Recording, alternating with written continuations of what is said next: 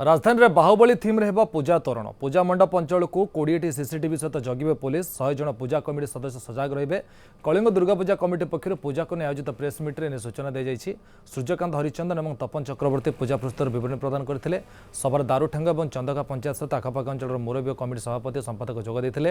एतर 70 foot उच्चर Baahubali तोरण 60 foot उच्चर Ravan मुख्य आकर्षण साजिबे। कमिटी सदस्य में निशा प्लास्टिक मुक्त पूजा सचेतन कराइबे। 6 ରୁ 10 4 दिन पर्यंत विभिन्न सांस्कृतिक रंगारंग कार्यक्रम हेबा। अष्टमी दिन मध्याह्न 12 राति 10टा पर्यंत प्रसाद सेवन व्यवस्था रही।